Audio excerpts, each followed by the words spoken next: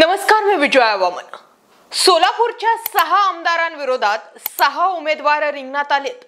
2019च्या सोलापुरातल्या 6 विधानसभांमध्ये महायुतीत भाजपनं 4 तर शिवसेनेनं 2 जागा लढवल्या होत्या। सोलापूर लोकसभेत मोहोळ, सोलापूर शहर उत्तर, सोलापूर मध्य, अक्कलकोट, सोलापूर दक्षिण आणि पंढरपूर या 6 विधानसभांचा समावेश आहे। आघाडीत राष्ट्रवादीनं 3 आणि काँग्रेसनं 3 जागा लढवल्या। निकालानंतर भाजपनं 3 जागा जिंकल्या, शिवसेनेनं 0 तर राष्ट्रवादी काँग्रेसनं 2 आणि काँग्रेसनं 1 जागेवरती विजय मिळवला। यापैकी मोहोळमधून अजितदादा गटाचे यशवंत माने आमदार आहेत, सोलापूर उत्तरमधून भाजपचे विजयकुमार देशमुख, सोलापूर मध्यमधून काँग्रेसच्या प्रणिती शिंदे, अक्कलकोटमधून भाजपचे सचिन शेट्टी, सोलापूर दक्षिणमधून भाजपचे सुभाष देशमुख तर पंढरपुरात भाजपचे समाधान अवताडे हे आमदार आहेत। आता 2024ला नेमकी कोण कोणाविरोधात मैदानात येऊ शकतं यावरती आज आपण चर्चा करणार आहोत। नेमकं घडलंय का? सुरुवात करूयात मोहोळमधून। यशवंत माने हे अजित पवार गटाचे विद्यमान आमदार आहेत। यशवंत माने यांना पुन्हा अजित पवार गटाकडून रिंगणात उतरवलं जाण्याची शक्यता आहे। त्यांच्या विरोधात शरद पवार गटाकडून संजय क्षीरसागर यांचं नाव जे आहे ते समोर येत आहे। आता महायुतीत मोहोळ यांच्या जागेवरती शिंदे गट सुद्धा दावा करू शकतं, कारण या जागेसाठी शिंदे गटाचे नागनाथ क्षीरसागर, रमेश कदम, राजाभाऊ खरे अशी बरीच मंडळी इच्छुक आहेत। तर 2019ला या जागेवर राष्ट्रवादीचा उमेदवार निवडून आल्यानं या जागेवरती शरद पवार गट दावा करेल आणि त्यामुळेच महाविकास आघाडीकडून शरद पवार गटाचे संजय क्षीरसागर यांचं नाव जे आहे ते समोर येऊ शकतं। आता पुढील विधानसभा मतदारसंघ आहे तो म्हणजे सोलापूर शहर उत्तर। या ठिकाणी विजयकुमार देशमुख हे भाजपाचे आमदार आहेत। विद्यमान भाजपचे आमदार असलेले विजयकुमार देशमुख यांना तिकीट दिलं जाण्याची शक्यता आहे। त्यांच्या विरोधामध्ये शरद पवार गटाचे महेश कोठे यांचं नाव गेल्या काही दिवसांपासून चर्चेत आहे। गेल्या 1.5 वर्षांपासून शरद पवार गटाचे नेते आणि अर्थात माजी महापौर राहिलेले महेश कोठे हे विधानसभेला निवडणुकीच्या रिंगणात येऊ शकतात। देशमुख आणि कोठे यांचे वाद हे सर्वश्रुत आहेत। मग अशात पवार कोठे यांना निवडणुकीच्या रिंगणामध्ये उतरवू शकतात। दरम्यान शरद पवार गटाकडून नंदकुमार सपाटे हे सुद्धा इच्छुक आहेत। पुढील विधानसभा मतदारसंघ आहे अक्कलकोट। या ठिकाणी सचिन शेट्टी हे भाजपाचे विद्यमान आमदार आहेत। शेट्टी यांच्या विरोधामध्ये काँग्रेसचे सिद्धाराम मेहत्रे रिंगणात असू शकतात।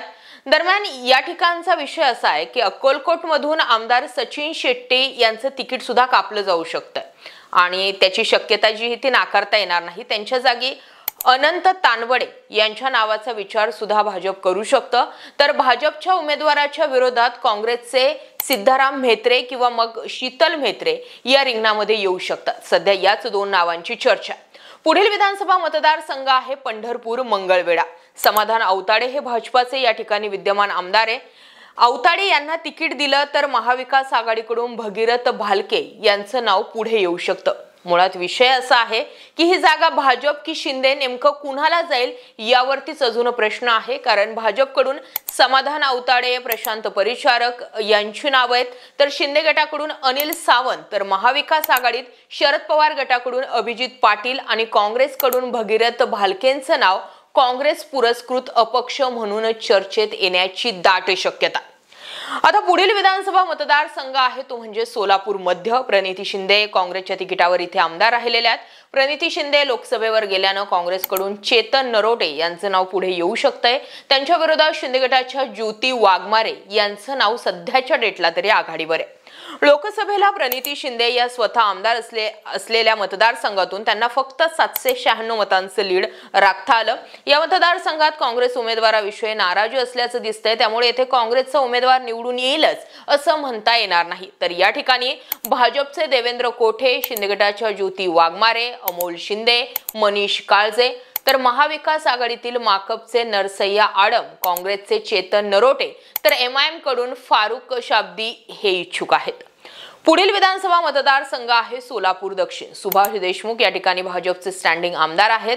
सुभाष देशमुख यांच्या विरुद्ध ठाकरे गटाचे अमर पाटील अशी प्रमुख लढत या ठिकाणी दिसण्याची शक्यता आहे। सोलापूर दक्षिण विधानसभा मतदारसंघात प्रत्येक पक्षाचा एक जण इच्छुक आहे। त्यामध्ये भाजपकडून सुभाष देशमुख, नरेंद्र काळे, तर महाविकास आघाडीत काँग्रेसचे दिलीप माने, सुरेश हसापुरे, बाबा मिस्री, महादेव कोणगुरे आणि ठाकरे गटाकडून अमर पाटील हे इच्छुक आहेत. आता हे होते सोलापूरमधील 6 विधानसभा मतदारसंघ. कोणत्या प्रमुख लढती असण्याची शक्यता आहे त्या संदर्भातील आपण जे आहेत ते अंदाज वर्तवलेले आहेत. मात्र या मतदारसंघामध्ये मागच्या वेळी भाजपाचे 3 निवडून आलेले होते, राष्ट्रवादीचे 2, काँग्रेसचा 1 आणि शिवसेना ठाकरे गटाची 0 जागा होती. यावेळेचं नेमकं गणित कसं असू शकेल, जे स्टँडिंग आमदार आहेत त्यापैकी कुणाचा पत्ता कट होऊ शकतो हे आम्हाला कमेंट करायला अजिबात विसरू नका. आणि या व्यतिरिक्त या लढाईमध्ये आणखी तिसरा कुठला उमेदवाराचं नाव चर्चेत येऊ शकतं का हे सुद्धा आम्हाला कमेंट करून जरूर कळवा. बाकी जय महाराष्ट्र.